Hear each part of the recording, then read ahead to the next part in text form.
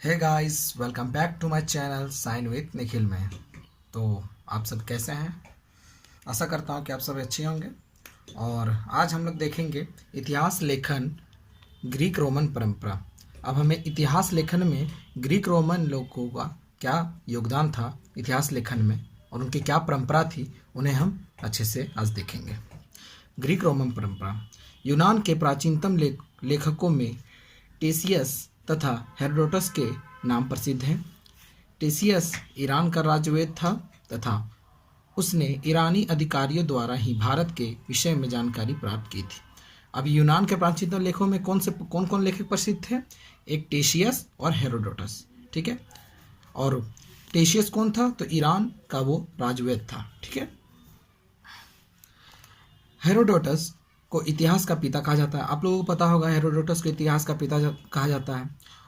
उसने अपनी पुस्तक हिस्टोरिका में 5वीं शताब्दी ईसा पूर्व के भारत के संबंध का वर्णन किया है। उसका विवरण अधिकांशतः अनुसूतियां तथा अफवाहों पर आधारित है। अब क्या है, हेरोडोटस की किताब का क्या नाम है यहाँ पे? हिस्टोरिका। और उसने 5वीं सदी से ही भारत का इतिहास को लिखना प्रारंभ किया और उसके विवरण में बहुत सारे अफवाहों का भी वर्णन है, मतलब अफवाहों पे ज़्यादा वो ध्यान दिया है। ठीक है। सिकंदर के साथ आने वाले लेखकों में नियास्क्रस, अनेसिरिकिटस तथा अरिस्टोबुलस के विवरण अपेक्षाकृत अधिक प्रमाणित एवं विश्वसनीय हैं।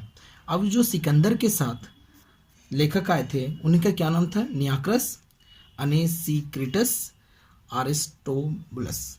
बहुत ही टिपिकल नाम है, आपको अच्छे से ध्यान होगा, इसीलिए मैंने इसे हेडलाइन कर दिया है ताकि आप अच्छे से देख सकें। और ये सभी लेखक तो क्या थे? वो लोग ग्रीक रोमन लेखक थे जिन्होंने भारत के इतिहास को हम लिखने का प्रयास किया और हमें जानकारी दी। ठीक है। सिकंदर के पश्चात के लेखकों में 3 राजदूतों मेगस्थनीज, डाइमेकस तथा डायोनीसियस के नाम उल्लेखनीय हैं, जो यूनानी शासकों द्वारा पाटलिपुत्र के मौर्य दरबार में भेजे गए थे। अब सिकंदर के साथ 3 लेखक आए थे जिन्हें राजदूत भी कह रहे हैं, मेगस्थनीज, डाइमेकस और डायोनीसियस। ये लोग 3 लेखक आए थे और ये यूनानी शासक द्वारा पाटलिपुत्र के मौर्य दरबार में ही भेजे गए थे। ठीक है। इनमें भी मेगस्थनीज सर्वाधिक प्रसिद्ध है। वह सेल्यूकस निकेटर का राजदूत था तथा चंद्रगुप्त मौर्य के दरबार में आया था। अब मेगस्थनीज कौन था? मेगस्थनीज सेल्यूकस का निकेटर का राजदूत था और चंद्रगुप्त मौर्य के दरबार में उसे भेजा गया था। अब उसने इंडिका नामक पुस्तक में मौर्य युगीन समाज एवं संस्कृति के विषय में लिखा है, यद्यपि यह पुस्तक अब उपलब्ध नहीं है। अब जो मेगस्थनीज थे उसकी पुस्तक क्या नाम है? इंडिका। इंडिका में मौर्यकालीन समाज के बारे में और संस्कृति के बारे में मेगस्थनीज ने चर्चा किया है और बताया है। ठीक है।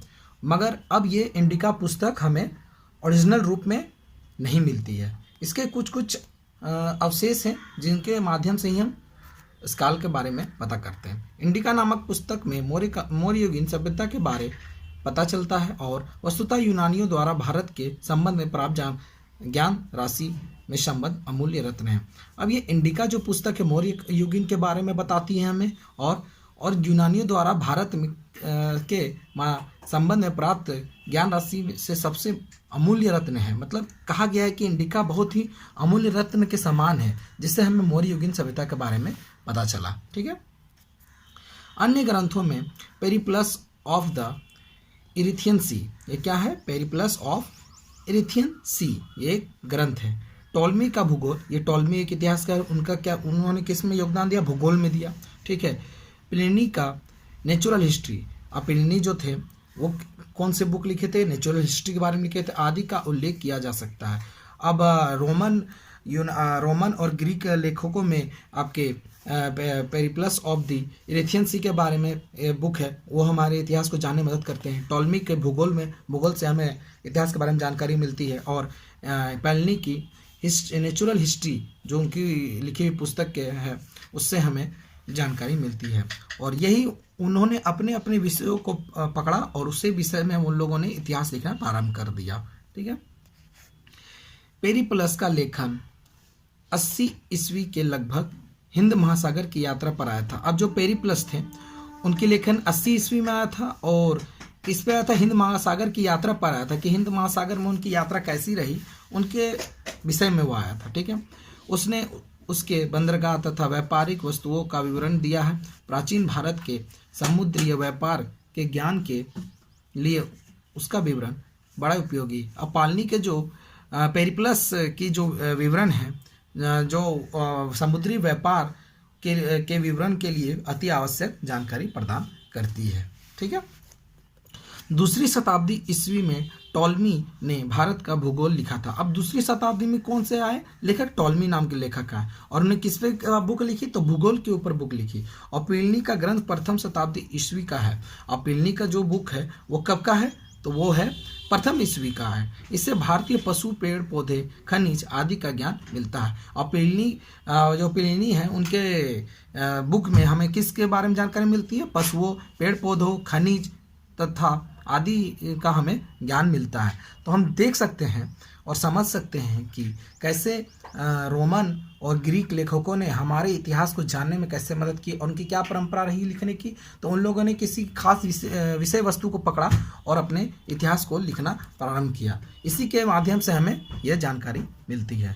तो आशा है कि आपको ये टॉपिक समझ में आया होगा और मैं चाहता हूँ कि अगर आपको मेरा बताया हुआ चीज़ों में, टॉपिक में, पॉइंट्स में को समझ आता है तो प्लीज़ लाइक करें, शेयर करें और सब्सक्राइब करें। इससे मुझे मोटिवेशन मिलती है। और आपको जो भी पार्ट में प्रॉब्लम होता है वो आप कमेंट करिए।